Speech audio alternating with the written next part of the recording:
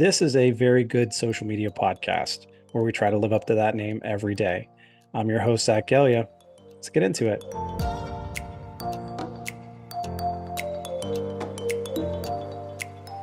Really psyched about today's episode with Astasia Williams, someone who I've looked up to and have been inspired by for a very long time. She was part of that powerhouse team with the Carolina Panthers back when I was with the Steelers. And just someone whose work really spoke to the industry and spoke to, what everyone was trying to do. I know I've said it before, but the Panthers were always one of those teams where they would do something and it was like what, why didn't I think of that? And so it was always impressive of how they stayed ahead of the curve when a lot of teams end up doing a lot of the same stuff because we use each other for inspiration. So her creativity, her drive, her mindset, just the way she sees content and opportunities has really served her well in her journey. And she's had stops with the Panthers, with DC United, with Nike, with the Washington Commanders, has done some freelance work with the NWSL and some other brands that you know and love. So really excited to just pick her brain and hear about her journey and each stop and how they differed and what she's learned and kind of taken from those roles to make her successful in her freelance life. So without further ado, I'm very, very excited to welcome Astasia Williams to the show. Thank you for having me. It's long time no talk. I know. We were just talking about it. I mean, I feel like I think it was 2017, 2019 Hmm. with the Panthers. That was when we kind of linked up, and obviously Amy being a huge mentor, I think of in my life and just someone that I've always relied on. It's always been cool to kind of connect with her team and I think that's, I mean, a lot of the people I know in this industry are like there's some sort of connection between the two of us and Hmm. so it's always cool to connect and see how things are going. Yeah, Amy is always like the 1 degree separation of all the people that I meet and who I get connected to. So I always thank her all the time because she helps me meet a lot of people. Yeah, no, she's amazing. I have her on the pod later on. I think we have her scheduled for one of the future episodes, but it's always great. Like just how that team always worked. No matter who was with the Panthers, it was always like the ideas kept coming. It was all, I mean, still to Yeah. this day, it's like with Angela there too. It's like no matter what's going on, it's always like, oh, who did this really cool thing? Oh, it was the Panthers, shockingly enough. Yeah, that's why you can just imagine the shocker when I got the job and how I actually came about getting the job. It was kind of like, are we sure? Like, this is a serious job, right? So all of that is pure comedy. Oh, it's so funny. Well, now that we're on the subject, basically the start of every show is just really opening the floor and basically talking about your journey and all the way from college all the way up until what you're doing today. So really, the floor is yours. I just want to hear about how things have been going and how you got to where you are today. Yeah, so I mean, starting from the beginning, I am a Baton Rouge native, and I was a coach's daughter. My dad coached football for like 21 years, and that's the majority of my life. So always been around football, but the funny part is that I attended Dillon University in New Orleans, and my degree was in mass communications because I originally wanted to be a sideline reporter. So being that being around the Louisiana high school football scene, I had the opportunity to intern at local news stations in Baton Rouge and New Orleans every summer just to kind of like learn the ropes of that because I was serious. I was ready to be like Robin Roberts and Stuart Scott and have like my own segment and be super cool on the TV, have the sneakers and all that. And then somewhere I went to SEC Media Days, and that is when I met Maria Taylor because I was cool with Marcus Spears at the time through like my dad and stuff. And so I met Maria Taylor, and she was actually one of my inspirations, and I wanted to be like her. And so she was like, "Yeah, like I'm coming down to LSU the following season. You should come shadow me and stuff like that." So cool, I did that. It was like LSU, Texas A&M. The funny thing is, I think this was Les Miles' last game as the head coach. So it was all emotional. Like Shaq was there. Like it was all, it was a whole thing. So I did that, and it was like the most like cool process, but like the it was complicated to see her like do all this work for like 30 seconds on TV. And I was like, oh, like you just did all this prep pregame for just like one or two hits throughout the game. And I was like, okay, I'm gonna think about this a little bit more. So then I moved from wanting to be a sideline reporter to this kind of like a feature writer and a TV reporter. And that's where I go to Northwestern University in Chicago and really kind of like tightened up my writing. But then at the time, social media is kind of booming a little bit. So I still have my personal pages and all that stuff and just tweeting out like my own like sports thoughts, thinking I knew stuff, whatever. And then Northwestern also had us kind of like learn how to tweet as a journalist and tweet headlines and stuff like that. So that was super helpful. But then it started to come around graduation time. Again, I went with Maria to was Florida State versus Alabama and Atlanta. This is how my me and Amy start to connecting the dots. I was at that game doing social media for Maria, helping her with behind the scenes stuff, really just getting my feet wet, tweeting and posting for like someone a stature instead of just myself. So I'm in Atlanta and I'm in NABJ at the time. So somebody in our group says, hey, I have a friend who's looking for social media help for an NFL team. Didn't know what team it was. And the person who sent that was Adina Andrews. So she sent that email and it was probably like 9 o'clock at night. Um I'm in Atlanta and I see that I'm in my hotel room just chilling after the game. And I was like, hey, I'm interested. I was like, look, I have an internship. I'm actually going to Charlotte for an internship with Sporting News at the time. So I'm already heading to Charlotte, but it's only an internship. So I have to find a job at some point. So so long story short, we get connected, Amy and I. She was like, when are you going to be in Charlotte? I was like, I'm driving down because I'm driving down from DC at the time to Atlanta, and then I'm going to Charlotte for my internship. So crazy, crazy wild. And so I'm like, this is the Saturday. I'm driving down to Charlotte on Sunday. And I'm literally going to Panthers practice to go meet Amy for the first time that Sunday as like the first interview. Cool. So she's showing me around. I'm meeting people and stuff like that. She was like, okay, well, we're going to start the interview process now. So I'm like, oh, like, are we serious?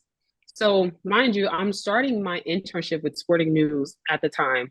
And I think throughout that process, like I'm going to lunch, but the Sporting News building is literally down the street from the Carolina Panthers building. Like you can literally walk to the stadium. So it's like I'm taking my lunch, but I'm going on my interview to the Carolina Panthers. And so that whole week kind of went through like the interview process and meeting people. And then next thing you know, I got the job and I go tell the people at the Sporting News, I'm like, hey, so this happened faster than I thought, but I got the job with the Carolina Panthers. And the guy's just looking at me like, well, I mean, you were to come here to get a job. It just happened a little sooner than what we thought. So I was like, yeah, it happened pretty fast. Um, so that happened. And then I started the job and oh man, that was different. I think the first 2 weeks, um, the first time Amy let me post something, I think I tagged the wrong player. And it was on a birthday post, I believe. Yeah. I tagged the wrong player and I literally wanted to cry because like I think the PR team at the time texted us and all that. And I was like, oh, I'm in trouble. Like I this job probably wasn't for me. Like first post, I messed it up. And then it's just like it was already just a lot of pressure because like we said, like the Carolina Panthers team was like so good. Like Dan and Amy, they were doing such a good job and they made a name for themselves. I didn't want to go in and mess up. First post, I mess up. So I'm like, okay, well, here we go. This is the great start. And so that story kind of writes itself. And then I do my years there. And kind of after that, I went to DC United, the MLS team, to kind of get some manager experience, which is different because I've never watched more than probably 2 minutes of soccer, and that was probably for the World Cup. Um, so that was interesting. But then I didn't stay there long because I got the call to go to the Washington football team at the time, and the pandemic happened, and everything else happened with the football team, and I was probably crying myself to sleep every night during that 40 time. So I did a time in there, and I was like, okay, no thanks. Um, After that, I went to Together for a bit. Then I went to for Nike for a little bit, and now I'm just kind of in the freelance game. Really just trying to figure out like what I want to do with the rest of my career, but also I needed to slow down a bit, and that's what I'm using this time to do because I also had really bad mental health throughout my career, and I think that it was time for me to address that a bit because although I could probably address it on the job, but I know that it was affecting my job. So definitely using taking this time to get my health together, slow down a bit, and see what's to come. No, I mean, so much to unpack there. I have so many different questions, but I mean, while we're on that subject of mental health and like, it's something, it's something so prevalent, and it should have been for, eternity, but it's Hmm. something that like, early on when I was back when I was with the Steelers, I was the entire social team as myself, Yeah. graphics, covering events, traveling with the team, working, 90 hours a week. And you really like, you don't like, as a young person, I didn't think anything of it. It was just like, Hmm. this is the job, this is what you have to do.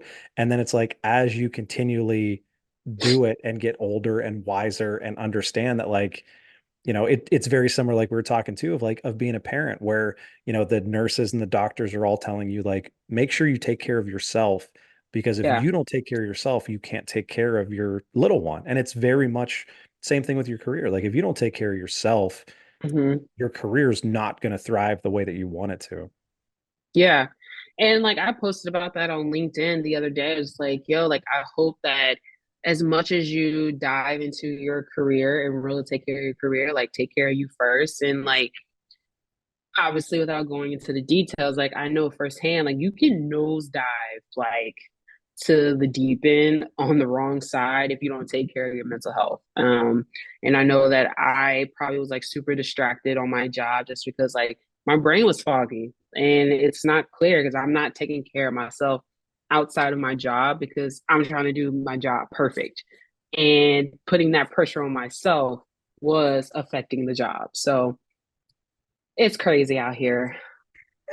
It's hard. I mean, like it's also one of those things where, like, yes, it helps if you work at a great company who values those things Mhm. as well, but at the same time, like, a lot of it is on us too. Like there's like, I've always told everyone that I've worked with, probably family members too, and I think it's something I learned from my dad, but like there's only one person who can look out for you 100% of the time, and that's you. So it's like Yeah. you need to make sure that you're setting those boundaries. And like for me, it was like I took vacation and was trying to get away and just refresh and, spend time with our little one, and it was like I'm going Mhm. to delete some of these apps off my phone and just like even fight the temptation of, like, you have that constant FOMO being in the industry for so Mhm. long. It's like every second you have a second, it's like, let me look at my phone. Let me look at my phone. And it's like, my wife is the first to remind me, which she's a big help, but it's like you have to break those habits yourself too. And like really think of how, this stuff affects you personally and how you can kind of get through it.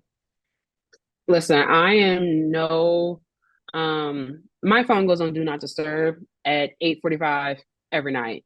And it's like, look, whatever needs to be posted, it will be posted, but after that, it's time to shut it down. I think now I've set clear boundaries on being that I do want to work in the social media space. You have to set like clear boundaries of what you will and won't accept. If not, the job is just going to run you wild. And I think that for me, since I started in such a high profile job right off the bat, I was so young, bright eyed, like, and I just didn't really expect so much to come about. And so I was like, oh, I need to set boundaries within myself so I don't lose myself within this. So, Definitely. Well, and it was, back when I first started, like I started in NASCAR working for a NASCAR track, and it was like mhm, I remember things being hectic, but I remember things being hectic. Like we had, I think maybe four events a year, like two races a year. And then so for yeah. the other, 8 months, you're really trying to find stuff to do. And that was back before I knew everything that I know now and would have dug into the analytics and the strategy and how we do things. So I never remember being burnt out there. And then it was like, then when like you said, you get that first job with the Panthers, you get that first big job with the Steelers. It was like, I'm going to work harder than everybody else here, no matter what that takes. And it's like, Mhm, that's a good mindset, but also kind of a dangerous mindset where you can work hard for, mhm. X amount of hours a day, but you still need at least a little bit of time where you can just be Zach, like you can just be a person and go get groceries or take a nap or read a book, like just to separate yourself from that persona of, you're not just, the social media person. You are a human being that has other things going on.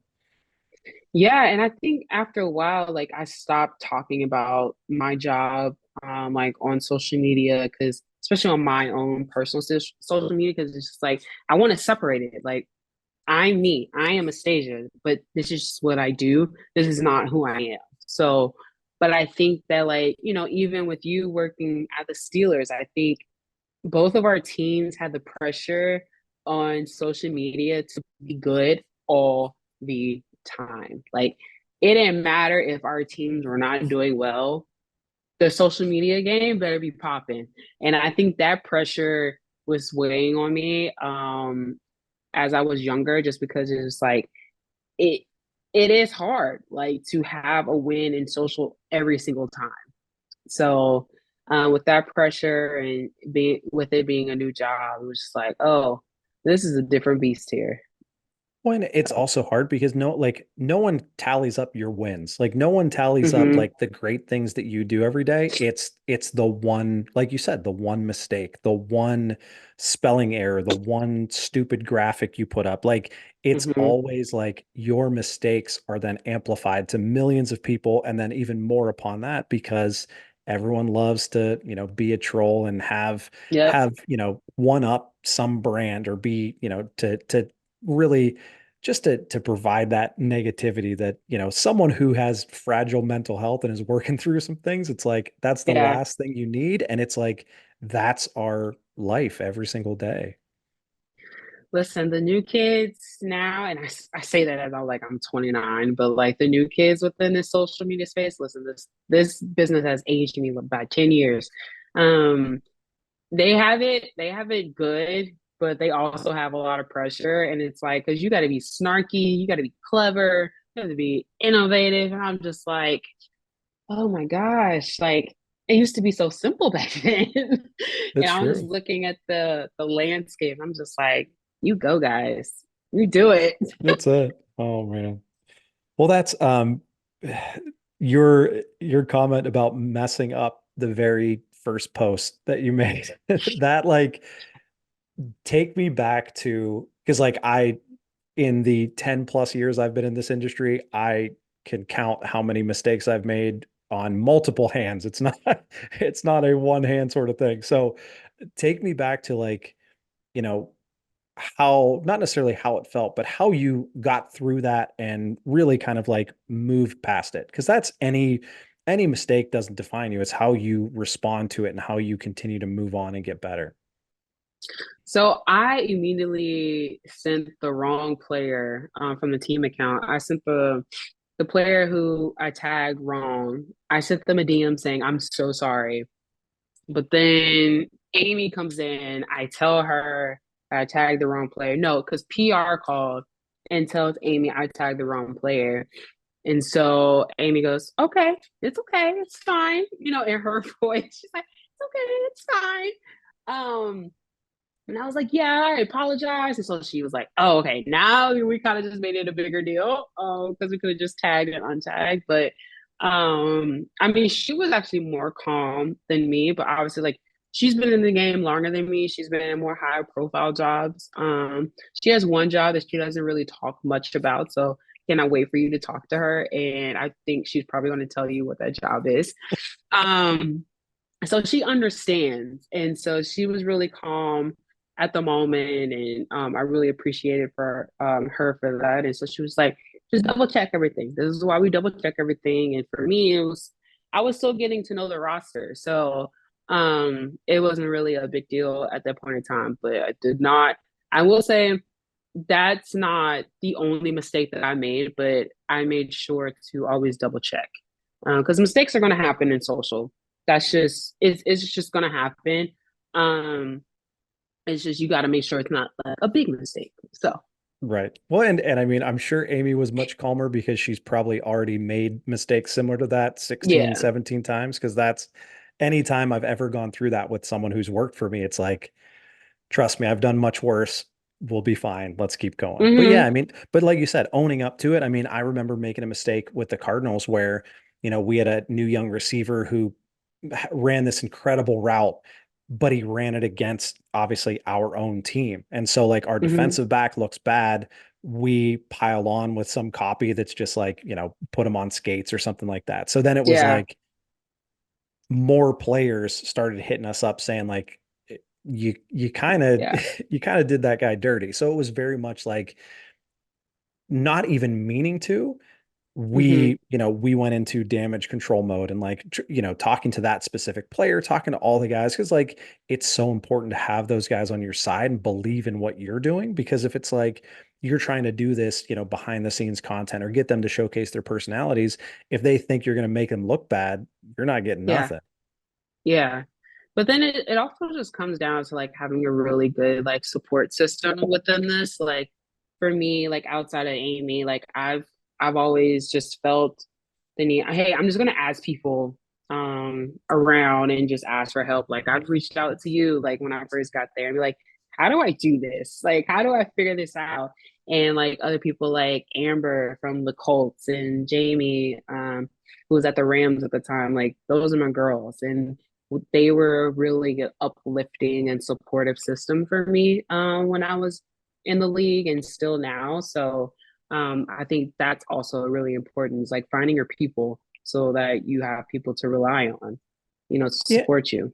Yeah, and I mean, and this industry so like it's so vast and there's so many people in it, but it's like it's Hmm. also not bigger than you think. Like there's so Yeah. many people that it's like you can reach out to, and even like back. I mean, dating myself, like I've been in the industry for a long time, and even when I was first getting in, and no one knew who I was, and like I had no idea what I was doing. Anyone I reached out to be like, would you mind just jumping on the phone, just letting me pick your brain for 15 Yep. minutes?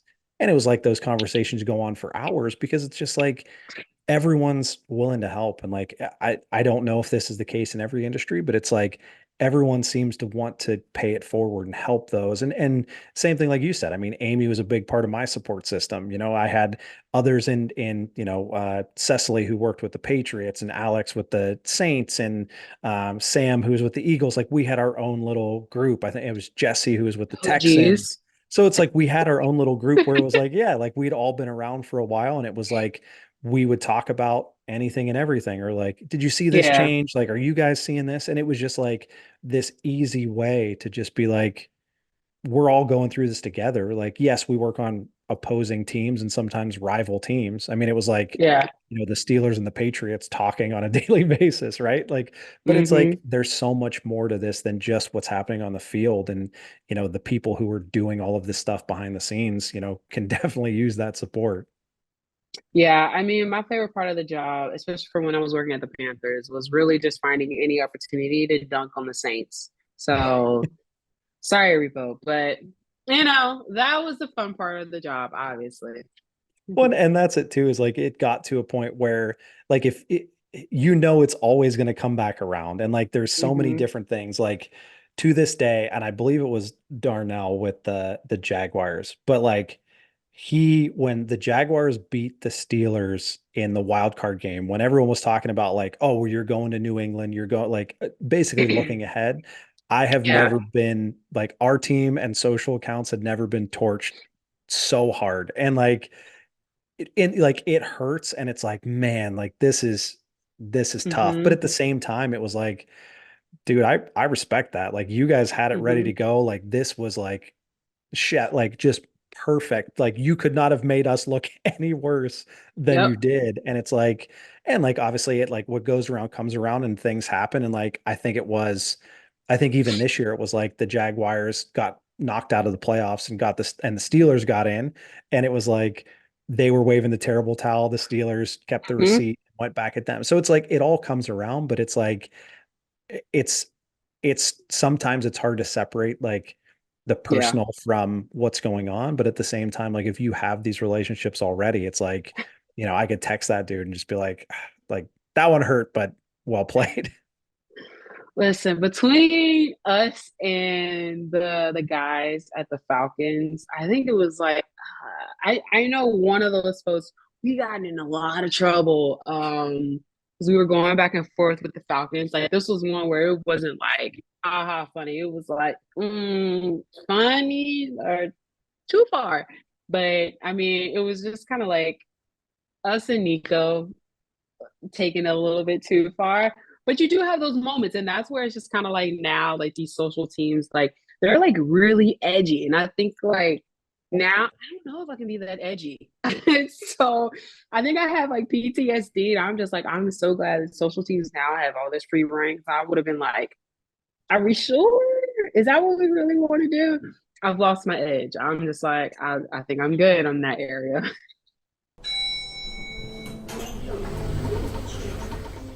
Hi, my name's Dom and I am a visual creative working here in New Zealand, and I'm making the move to London in June, which is a scary but really exciting step, and I'm just looking forward to it. I take photos, I create videos, I dabble a little bit in graphic design. I also look after digital strategy and communications, so media, press releases, that sort of thing for a national sports organisation here in New Zealand, as well as helping other people out with that sort of stuff too, and looking after athletes with their sort of media engagements. I've worked in the news, so I understand sort of both sides of the field in that regard. Uh, I consider my best skills not to be behind the camera, but in my ability to build relationships with people effectively and sometimes quickly. In this line of work, I love to be a fly on the wall. I love to document and tell stories. But you can't do that if you don't have a trust with someone. And so I feel like my job is to build a relationship first and then capture that with my camera second. And if I do that first bit really well, I can do the second bit amazingly. And that's what I pride myself on. And I'm really passionate about telling stories. I really believe in the power of sport to change people's lives, and to be able to document people's journeys or stories or team stories. I think it's a real privilege to be able to do that and hopefully inspire people, inspire kids or even adults. And I've been really fortunate to be able to go all around the world of my work, taking photos, making videos, doing some media stuff. And I'm really looking forward to going to the Paris Olympics to help support the New Zealand team there with some content and some media requirements. Look, as I said, I'm moving to London and I would love to keep working in sport, but I'm open to any opportunities, just working creatively or especially with my camera in hand, or even communications or media, a little bit of PR. But if anyone has any connections, any advice even, I would absolutely love to hear from you. I've got a British passport, so visa's not an issue, don't need any sponsorship or anything like that. I'm just looking forward to getting stuck in and meeting people. So please reach out. And lastly, thank you so much, Zachary, for this opportunity, but also for your podcast and your great work that you're doing, with your insights and building a really supportive community. It's been really great. So thank you so much. All right. So another thing that I noticed when doing my research on LinkedIn, of course, um, your cover photo is be better. Let me make sure I said be better than you were yesterday. That's Hmm. something that like in different words, that's everything that I always preach is like, the one thing I can pride myself on in my mindset is like, if you're not learning, you're not growing, you're not doing everything that you can to succeed in this industry. And like, just working on being 1% better every day. So, I mean, talk to me through kind of like your mindset and what that means to you. Yeah, I think because I've been an athlete all my life and playing in college, I was always chasing perfection. And I think that also kind of leaked into my career a little bit. And that's kind of where like my mental health went a little further south of it because like chasing perfection, it's like you're trying to be 100% every day, 100% for everyone. And it's like, that's not realistic. And so now my motto is just like, okay, if today is today, whether it's good or bad, like let's make sure tomorrow is better.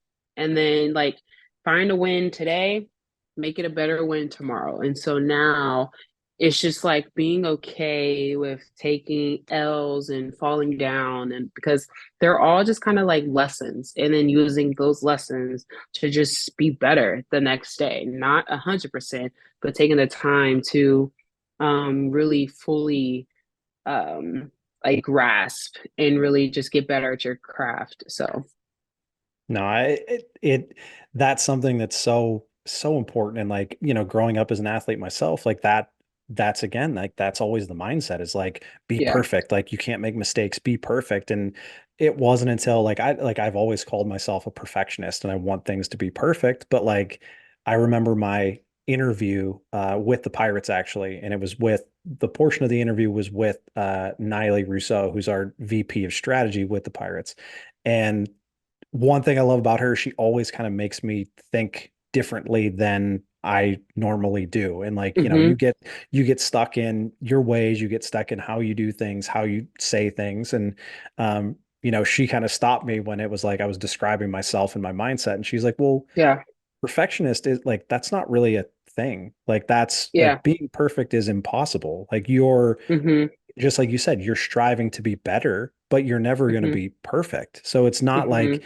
that's not a word that's helping anything that you're doing. It's almost hurting you more than it's helping. So, it's funny that you say that because that was something very recently within the last couple of years that it's like I try not to say that anymore because it's like I don't want to be perfect. I just want to be better. I want to be the best version of myself and, however long that takes is fine with me.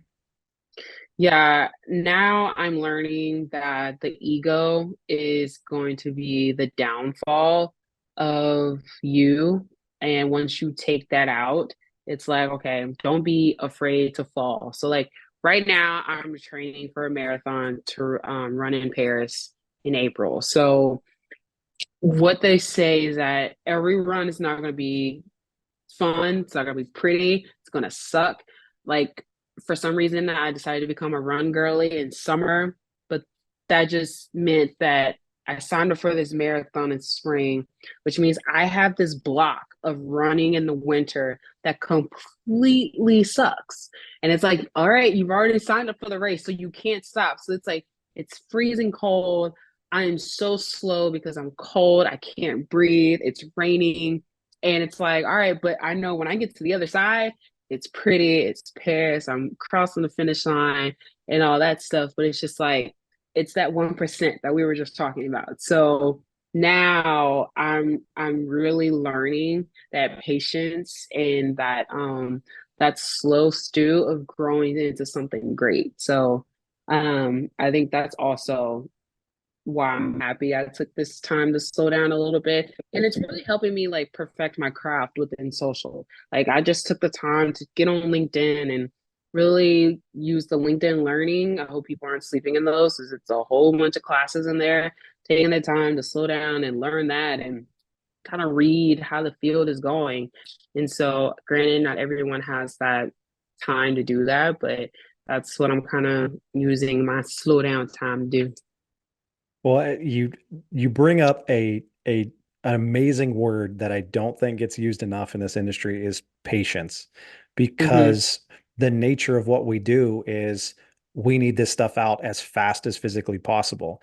And I've found that that mindset has really translated to a lot of things that I do, where it's like I don't take the time to sit back and soak things in, and I'm trying to Yeah. be better and do a little bit better at that each day, but it's like you end up you want to get to where you're going as fast as possible. You want to get everything Hmm. done as fast as possible. You want to set everything up as fast as possible. And it's like sometimes, yes, you need that, but other times it's like, slow and steady wins the race. You need to sit back and be able to soak in this information and not make a rash decision.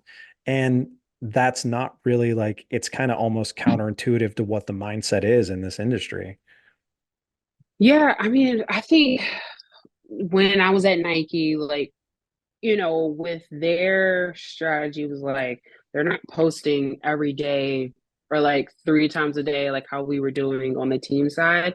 It was like we may post 3 times in this one quarter, but it's helping us really sit down and think of the why of things and like, hey, why do we want to post this? Why are we choosing the creative behind this? What audience do we want to reach within this piece of content? What is the overall business goal? And I think like going there and having that transition into from that really fast paced and hey, let's just post because we need some engagement. We can't be quiet on social.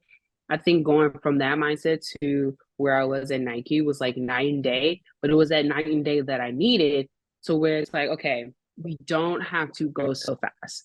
Let's really just like decipher the why of all of this to really set the foundation, and then we can get into like the content creation part of things. Yeah, no, that it makes total sense. Well, and so building off of that, you know, going from your personal experience of, Hmm. you were in this no patience whatsoever, we need things and we need them fast, to Hmm. the more methodical, thought out kind of approach that you've been a part of. Where does kind of like your personal, I guess, viewpoint or on what would be a successful strategy? And like even more so, just like how do you build something like that? Like, how do you take, here is initiative or idea X and take it from that amazing idea all the way through to, okay, now it's time to hit post and see if we were Hmm. right. So I think now going through both, I really like the slow approach of things, although like I really love like a fast growing account and high engagement rate and stuff like that. But I really enjoy like the research of building something, right? So like before I got to Nike, I didn't know how to write a brief at all. Like I didn't know how to like dissect like an audience or like how to do like a story within a brief or anything like that. So that was all new to me. So I appreciate learning that part because it allowed me to sit down and say, okay, we have this overall idea, this overall business mandate that we need to do. What is going to be my role? Like, what do I want to do with it? And so with that, it's like you go into research mode. You take all the data insights that you have, that you want to like showcase to your audience. And I realized I enjoyed so much of doing that more than like the content creation portion of the job. So wherever that sits within like the strategist kind of role, I think I enjoy that more. And I became like a data insights nerd now. So it's like every time we'll meet with the data insights team, and they'll say, like, oh, like you guys are now reaching such and such, and they're saying this about blah, blah, blah. And I was like, oh, really? Okay. So then I would take that and then start thinking of the content that we want to do in like not retaliation, but in reference to what we just heard from the data insights team. So I was like, okay, this is how it works. Like this is what we're supposed to be doing in the social space. So I did really enjoy that part. Yeah. And you bring up a good point. Like, especially in football, in pro sports, like the Hmm. posting, the screaming at your fans of look at this and look at this content. Like there's so much of the job that's just talking and posting and so little of listening. And it's Yeah. like that's such a huge part where it's like you may think you're putting out the best content that's ever been produced, but if it's not resonating with your fans, you're not reading the comments, you're not seeing, you're not in the subreddit seeing what people were saying and talking about, Hmm. like you're still just missing the mark, like it has to be equal parts posting and listening, and probably even more so on the listening side, where if, you know, just like a conversation, the more listening you're doing, the more learning you're doing rather than the more talking. Yeah, and I hope I don't get thrown t tomatoes at me because I really like being in the comfort of my bubble now. But I think that when people in this business stop creating content for other social media experts and to be on list and to become popular, the game changes. Like, build content for your fans.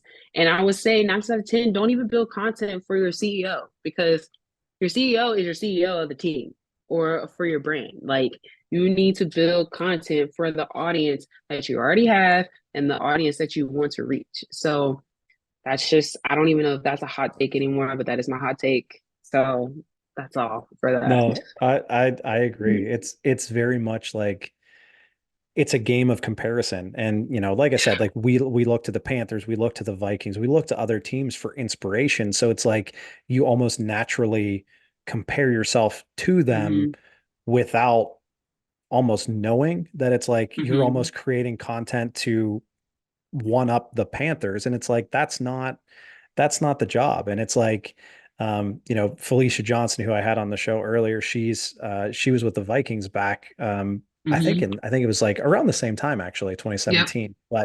Um but with her it was the same thing. Like now it's being okay not being the target demographic for the content you're pushing out. And that was a thing that I Yeah. told her. It was like when I was in NASCAR, like I'm not a NASCAR fan. I've never been a NASCAR fan, but that's the audience that we were trying to attract when I was Hmm. there. So it was like, I'll make content for me and the fans will enjoy Hmm. it.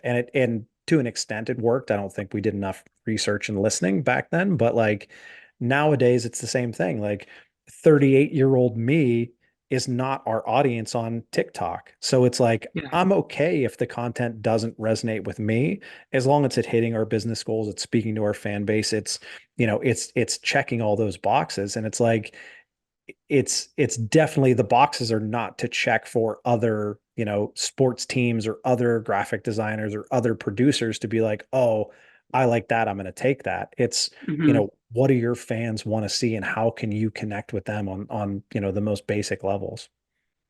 Yeah, and I will say, like, there's also like a negative part of that, because like sometimes fans are fickle. Like sometimes they don't know what they want. That's not up to you to say what they want. Like, let them have that decision. Because I remember during the whole rebrand of everything at Washington, we were showcasing content of the old logo and the old names being taken down from like the facilities and uh the old stadium, and the old generation of fans were livid. Like I felt the amount of anger like through the account. Like they were upset, but at the same time, it's like we wanted to take you through the process, and allow new fans to come in and try to support the team that was like trying to rebrand themselves.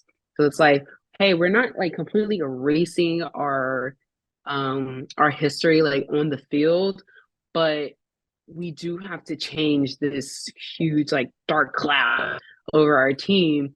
But it was just like that's the other side of kind of like audience listening, but that's like the extreme side. But definitely got a taste of both. Yes. I definitely feel that. I remember we went to we went to Chicago to play the Bears when I was with the Steelers, and that was during like the national anthem stuff that was going on with Hmm. Cap and you know that whole situation. And it was like it was so divisive. And I remember, you know, Coach T said that, you know, everyone would do something together, whether that was Hmm. kneeling, whether it was standing, whatever it is, it had to be united across the team. So then they couldn't decide, ended up staying in the locker room was basically the next idea. But then Alejandro Villanueva, who is an Army Ranger, an Army vet, Yeah. was like, I at least need to be able to see the flag and respect that. And so I swear he took like one extra step to be able to see this flag. And every photo that got taken was him standing by himself in the tunnel for the Hmm. anthem, and basically like the rest of the team left him behind, which wasn't necessarily the Yeah. case. So like telling that story was basically like, so me as the social media guy who's sitting in the press box in Chicago, seeing all of these hateful things get sent to me personally of like, I hope the plane goes down. Like, how could you guys do this to this guy, this, this Yeah. hero? And I remember getting back to Pittsburgh and even having voicemails on my desk phone talking about how horrible I was as a person. And it's like, so again, like listening, great, but knowing where those boundaries are, Hmm. and being able to kind of deflect from those situations is definitely a skill to be developed. Yeah, I mean, they should understand the social media manager doesn't make calls, doesn't do team deals, can't buy you shoes or can't give you free shoes. Like, it's so many things that a social media manager does not do. Yeah. And I think like we're finally getting past that like people yelling at the intern phase. Yeah. Um, and like I think it's getting a little bit better where I think social teams have kind of almost stepped up and been like, hey, we don't sign players, we don't put out the lineup, we don't tell you who's starting. Like we are not making these decisions, we promise. Hmm. We're just trying to inform you and entertain you in the best way possible.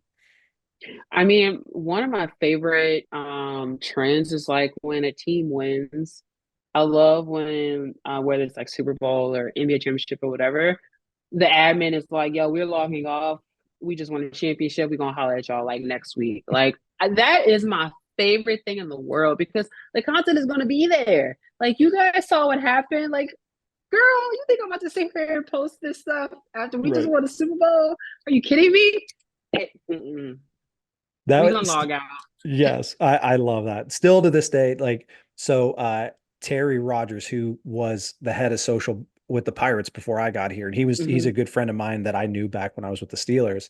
And I remember one season after the Pirate season was over, it was basically like an animation where like a closed sign got hung up on like the Twitter like profile like header. And it was like, we're gonna take a little break. We'll be back to y'all in a little bit. And it was just like Yeah. it was so like inside when you're working through that stuff in the industry, it's like that was just like I will always remember that because I remember just being like, I wish we could do that. That would be amazing.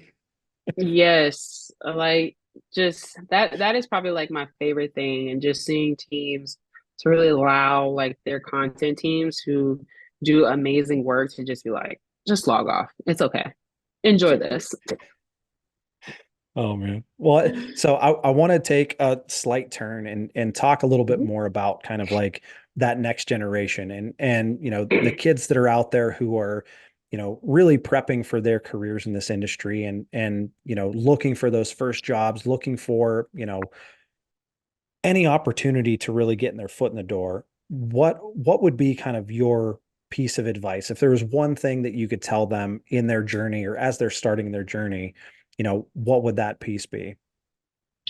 To freelance, while you're in school, try to freelance as much as possible, whether that's like um, you know, oh, this is really like a culture moment right here. So like if you have a homegirl who's like doing hair in like the college dorms or whatever, and you know that she's killing it and you're good at social, hey, tag team and be like, okay, if you are able to give me like $5 of like your earnings of when you do someone's hair, I can post this. We could build like your social media presence, and boom, like that's something that you can actually put in your portfolio.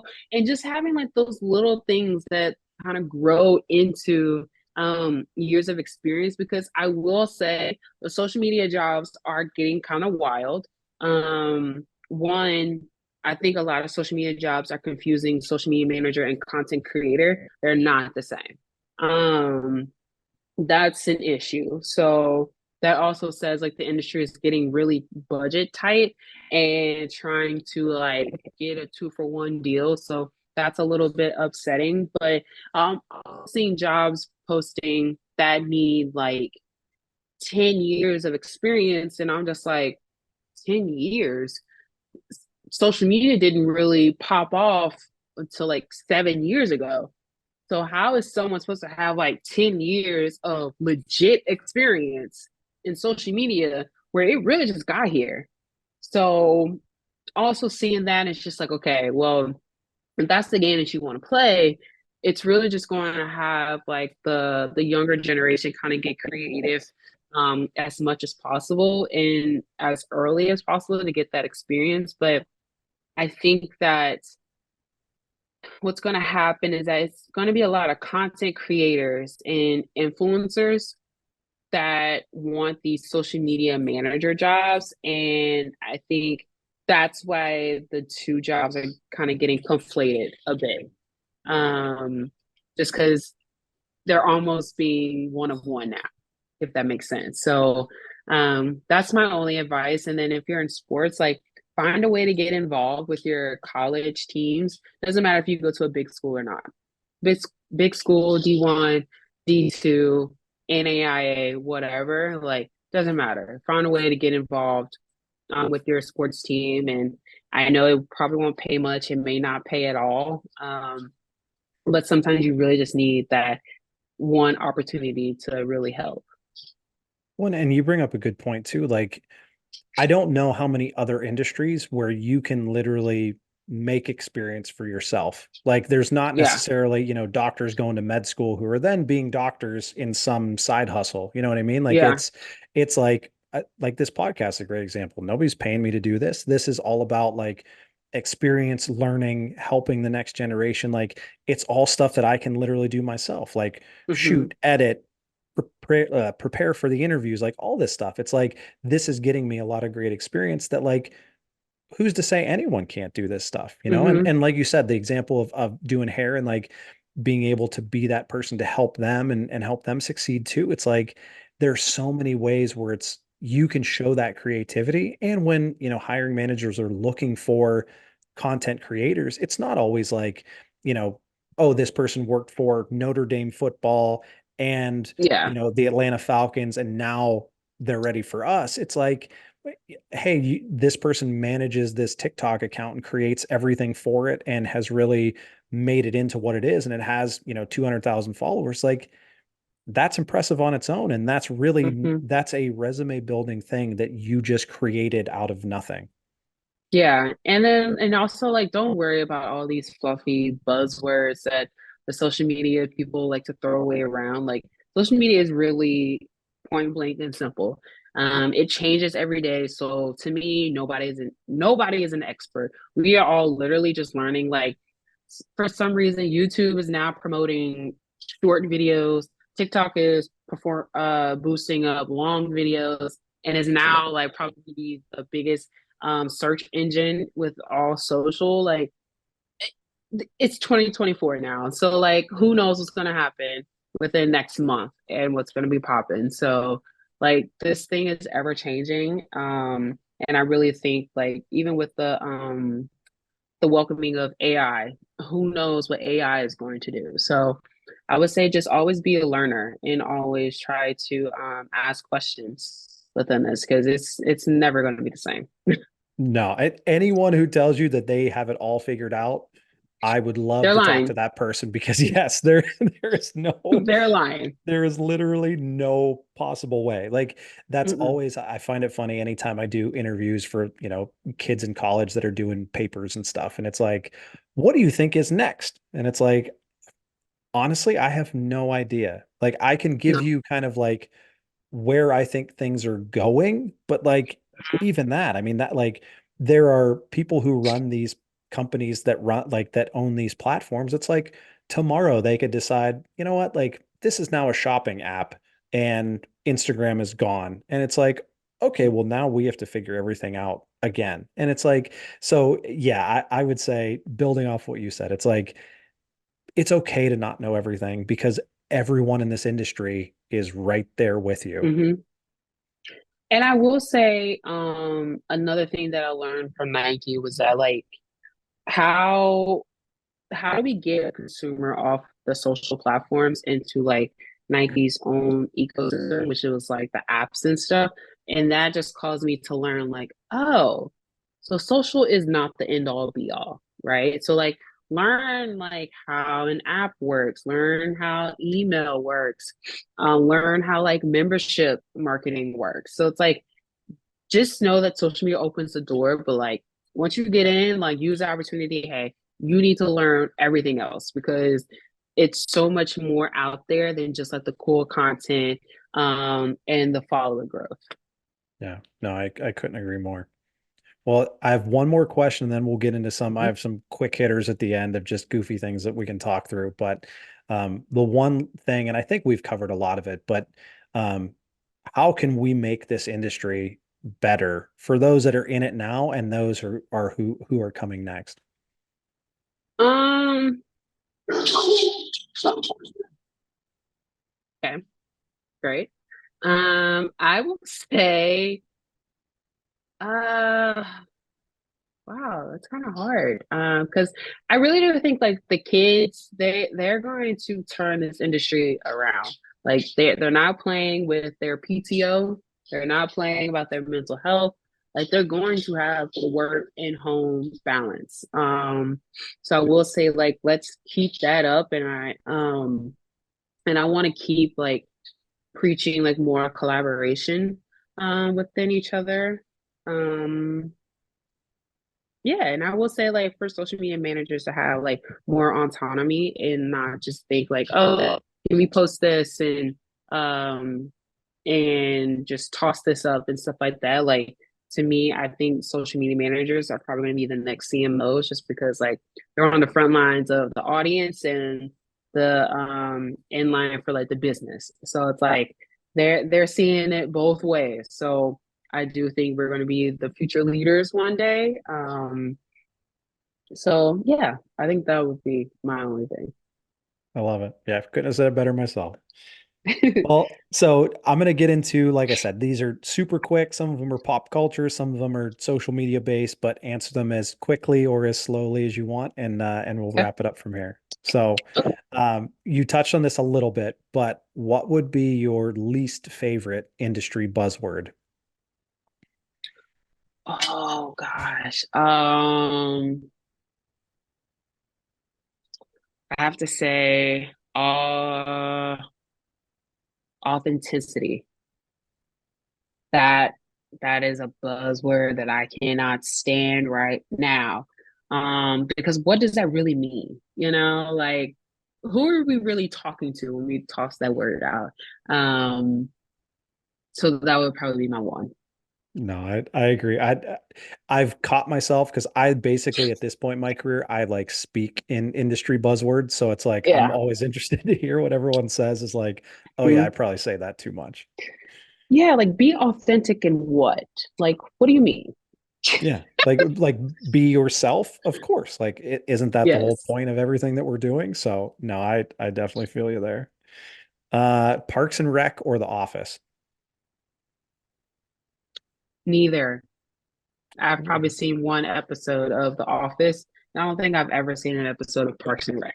Wow, that you'd be the first one who didn't have a strong opinion one way or another. Nope. Oh, I love that. So then branch off question. What is like what's always been kind of your go-to show? Big Bang Theory.